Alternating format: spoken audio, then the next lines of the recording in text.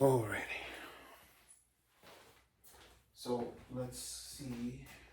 I wanted to talk about the lateral hip, the rib cage, or the costals, the side of the body. So, anyways, we're gonna use some tools. We're gonna do a couple of things. So we're gonna get into a position where we're gonna work a breath, and we're gonna call that positional breathing, specific to sideline position.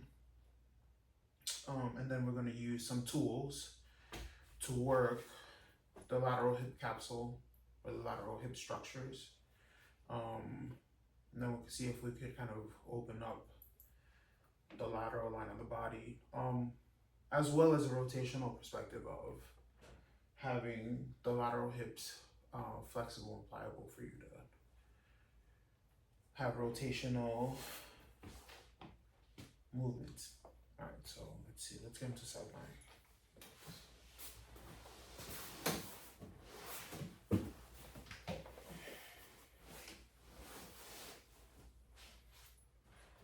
All right, so you want to bend your knees.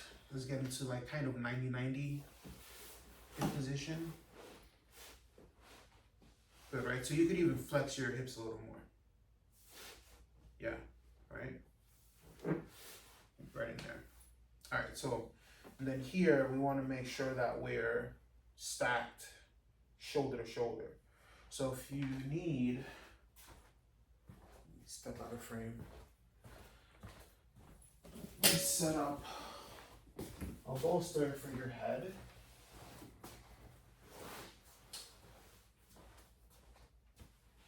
And this is, how does this feel to you? Comfortable. Yeah? All right, cool. So, right, so just for the sake of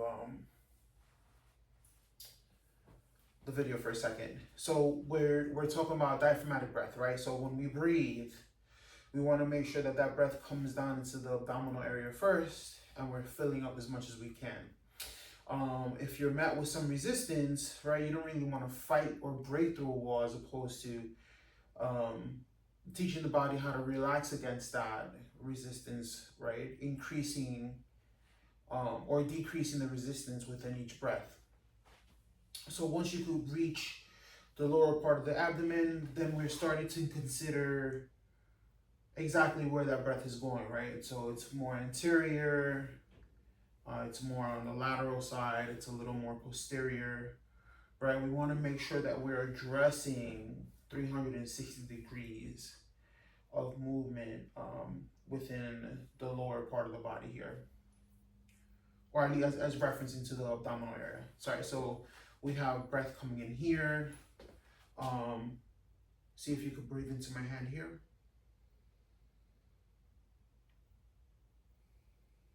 Nice. So I'll give you a little more feedback. Let's do that again.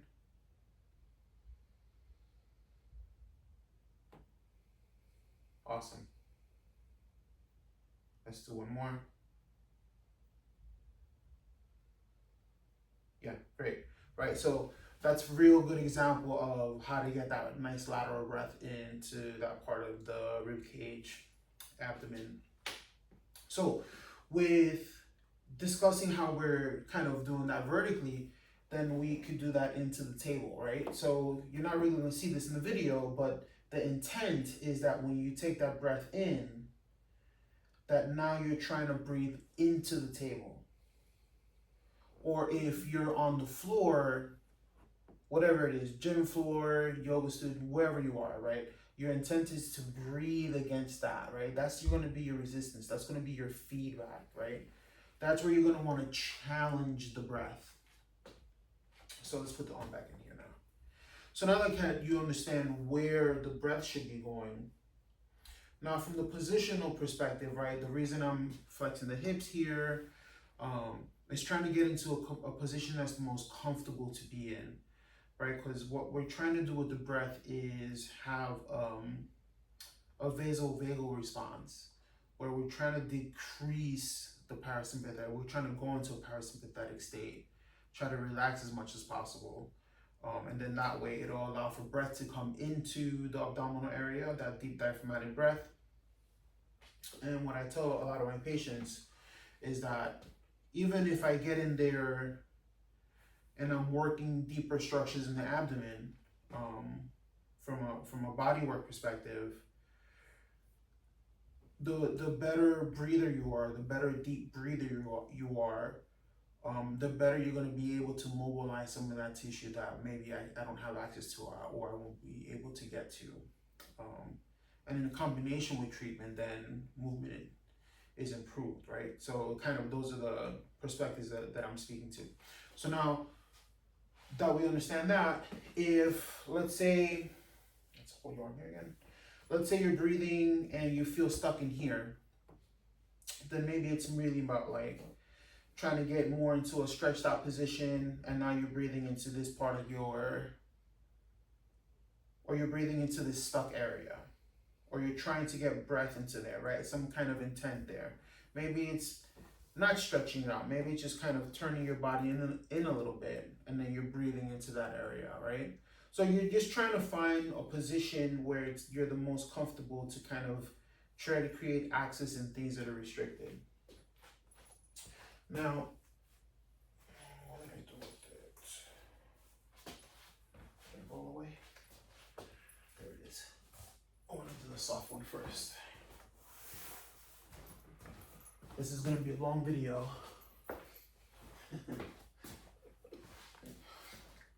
All right, so we've been talking about the intent of the breath here, and I also mentioned what we could do at the bottom. Now this is where this is going to be good. So this is a kid's toy. It's a spiky kid's toy, super soft, right? And what we're going to want to do here is we're going to get into this part of the rib cage here, maybe a little more posterior, kind of like where the lat is a little bit. I'm feeling a little serratus in there.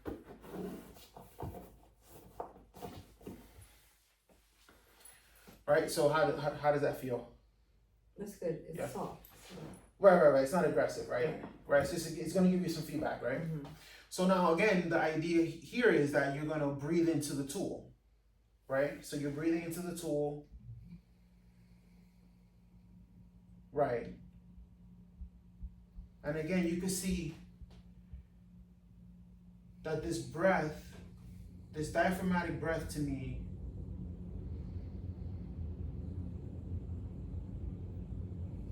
it's good, right? It's a little inconsistent, right? You'll find your rhythm, right? So get comfortable. Same deal, right? If you feel that your breath is inconsistent, whatever it is, maybe your head is a little out of position. Maybe sometimes I see a lot of like people are like this, or they're like scrunched up, right? You want to keep your head as neutral as possible. So use as many things as you can to kind of get yourself into that position. If there's some structural deviations that are happening, again, if you need to kind of put something in between the legs to create a little more hip stability or support, you can do that. You can put a long foam roller, roll up some towels. Maybe you're putting your back against a wall. Whatever is going to help keep you in a position that's comfortable so you could breathe comfortably. That's going to be your setup, right? How you set up. All right, so right now that we've kind of established where we want to breathe into this tool, now we could roll on it, right? And now the breathing here is in, out, right? The purpose of the breath is changing a little bit here, right? It's not like, oh, nice big diaphragmatic breath, please. Right, it's not that, right? What I want is nice quick, there. Working into the tool, right? We're trying to create space in the tissue. And within that, mechanically, we have to move the tissue. All right, so we'll go this way. Good. Now, if you don't mind standing.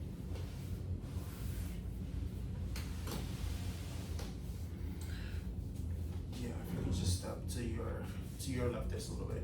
And now you're gonna give me like an old school classic side bend. Right, so let's go both hands overhead. Both hands, good. Now let's take that left leg and put it towards the rear of the right. Mhm. Nice bend, nice bend. Right, so yeah, keep your balance. So right, so now what we're doing here, go ahead, do it on. Right, since we were using this tool to get into that lateral perspective of the rib cage and the costals, now the idea is to kind of expand the tissue, stretch the tissue, challenge the structure. And I could say if you have some kind of limitations, right? Structural limitations or just movement limitations, or just understanding balance, right? Everyone is at a different speed. The idea of the movement is to create as much movement as you can, right? So this is an example of someone's movement, right? If I do the movement, mine is going to be different. So you're not going to chase kind of visually what you see there, as opposed to I'm going into a side bend and I feel more open here, right? Does that make sense to you? A little bit more of that, yeah. Right? I think sometimes people put videos out and they're like, it has to look like Be this. there, yeah. No, it's like it's gonna be your It's gonna be your percentage of how much more you could bend for you, right? So for me, right, I start meeting that threshold for me here, and it feels great. I've been boxing a long time. I have more movement, but therapeutically, right? To me, that feels better. All right, so let's get back into sideline. I just kind of want to do one more thing.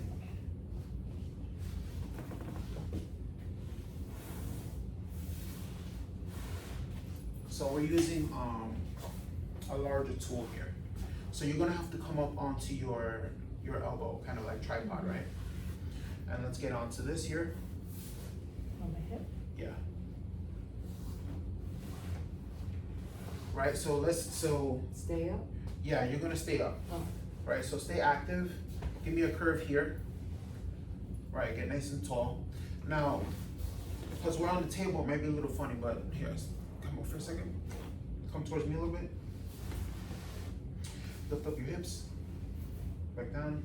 All right, so just because we're on the table, right, this might look a little weird, but what I want to see is more so on the floor is this bottom here has to go up. So you have to create an arch here.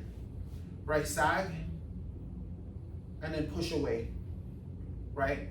So we want to create this angle here. Yeah, and my shoulders, not Yeah. in my ear. Right. You don't want to collapse into the shoulder, right? You don't want to create some postural things that are gonna come back and bite you in the butt. So now, ideally, what we're doing here is keeping the leg over, and we're gonna straighten out the bottom leg. Right, ideally. Now, again, if you can't get into this position, a little flex knee is fine. Right, it's not a deal breaker. Or even bring this leg back for me. Or maybe you're just doing this. Open this hip here. So put your foot down. Maybe you're just working like this. Right? Okay. But what we're trying to do here is extend this hip. Flex the hip. Flex the hip. Good. Extend the hip. Right? So we're creating this point of pressure against the tissue, and then we're mobilizing around that pressure. Does that make sense to you? Mm-hmm. Right, this looks a little awkward. It's 'cause it's So on let's the- change the tool. Yeah. Why don't we try that? So this is a good thing, right? I'm actually gonna go back to the smaller one. And sometimes when you're doing this stuff, the quality of the tool or the type of tool you're using is gonna be what really changes your experience. So let's try it again. Mm-hmm. Same position. All right, because you have the range, let's bring that leg over. Right, so we're gonna do a couple of things here, right? You feel comfortable? Mm-hmm. All right, so again, what I'm trying to do here is go from the movement we created in the rib cage using diaphragmatic breath to mobilize tissue in the thoracic cage, right, in the rib cage and the costals and all that good stuff. Now I'm trying to marry that freedom to the hip. Okay, so now same deal. You're rocking into the hip, right? You're breathing into it. Sometimes this is gonna feel real hot to some people. It's gonna be really intense to others, and whatever, it might not feel like anything. That's fine. Once you kind of you've done that, a couple of minutes, 30 seconds, really depends, right? If you're doing movement prep, you're just doing this quick, you're in and out. If you're doing recovery, now you're gonna work that for a little longer, right? You wanna make sure you're getting into that tissue a little differently. So now that we're here, now we wanna kind of try to establish a couple of things here, right? So can you independently rotate the lower leg? Right, okay, awesome. So right, so you see rotation here, right? Internal, external rotation. Awesome, you're gonna hold the leg here. So now you're gonna lift the leg up, right? Okay, is there any adduction of the hip? Yes. Right, which is pretty difficult in this position, but awesome, right? Again, if you can't do this, right, the intent of lifting the leg will start to train you to work this pattern, okay? So don't get caught up in things that we're currently not good at, because, right, you get better at things. Now, I guess what else we could do from this position here is bring this leg back, and let's go into the clamshell here, and then now we could flex the hip, bring the knee all the way up as far as you can. Good. Extend. Good. And again, ideally, right, so the patient here is a little rotated, so we wanna be on the hip vertically as opposed to being off rotated to the side. So, right, be careful with your position. Same thing at the upper body. Right, bring the shoulder back for me. Right? If you drop the shoulder, you getting tired? Yeah, my Yeah, okay. my That's shoulder. cool. Let's try the other side. Just for a demo. I know. Here, give me the tool. I think we got my point across with this. Alright, so and then the last piece here.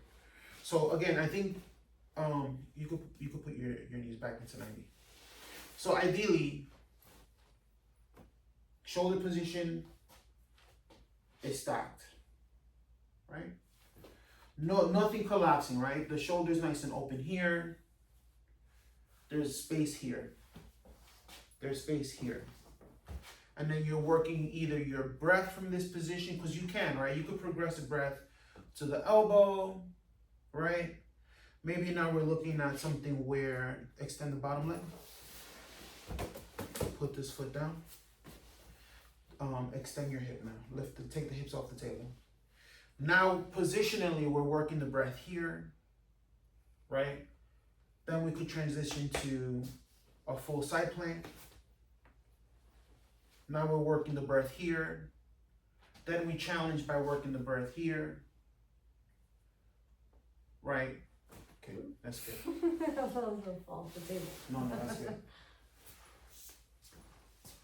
Right, so when we're looking to improve the relationship with the trunk in lateral stability, flexibility, and the rotational quality of the upper body, having the movement in the intercostals is massive. And sometimes, you could come across things that are structurally will create kind of restrictions. If someone has, if someone's broken some kind of bone, for me, I had my ribs broken in boxing, so rotation was restricted. It took me a long time to kind of start understanding that, if I could breathe better and work that connective tissue that's kind of right, all messed up now, if I could breathe in and work it that way, as I work it from the outside, it'll work itself out on the inside, and it has. It's really improved. So there's something to be said about understanding, how you want to affect tissue through movement, right? Yeah, not even from an injury. Like I favored breastfeeding and holding. Right. Kids on one side. Right. Yeah. Yeah. That's I have this side's a lot tighter. exactly. That's another example, right? A position, right? This is your position here. So so that's a really good thing that you brought that up. So positionally, if you're right? So if you're breastfeeding here, then the way I would correct it, right, is to, right, go the opposite way and breathe and try to rotate as much as you can that way. That way you start getting out of this already rotated position and you start, you know, complementing it by going the other way. Yeah, so that was actually good that you brought that up. So yeah, I hope you find this video helpful. If you have any questions, please reach out. Yeah, I think, what did I touch? The breath, the soft tissue. If you're doing this for a warm-up, you're working your breath maybe 90 seconds. Then the soft tissue stuff is maybe 30 seconds in each area. You do a little stretching, you're doing your other warm-up.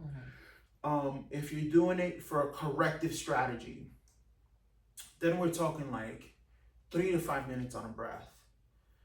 You know, even if you even want to start exploring some kind of deeper breath work meditation, like do it longer. And then you're looking at the soft tissue stuff, I start calling it exploration. So maybe you might want to explore for 10 or 15 minutes. Right? You might want to see what position is the best for me. What tools do I need? What do I like? How do I, what is my intent? And I think once you start to kind of delve into that and understand what that is, the way you train, the way you recover, the way you prepare, all of those things become a little more comprehensive to you, right? Because I think a lot of videos always talk about, look at how well I move, as opposed to, it's a video, I don't know how well you move, so you're gonna move as well as you move. Yeah, and also like looking for the biggest opportunity to create change. Yeah. Like for me, like my hips are really tight, but really it's probably my upper body and my upper back that needs to be worked. Sure. Yeah. Right. And that's why you try to, again, comprehensively see how is this unique to me and how am I going to improve it? Yeah. How will I improve it? Right. All right. Cool. Thank you. Let me see. Ooh, long video.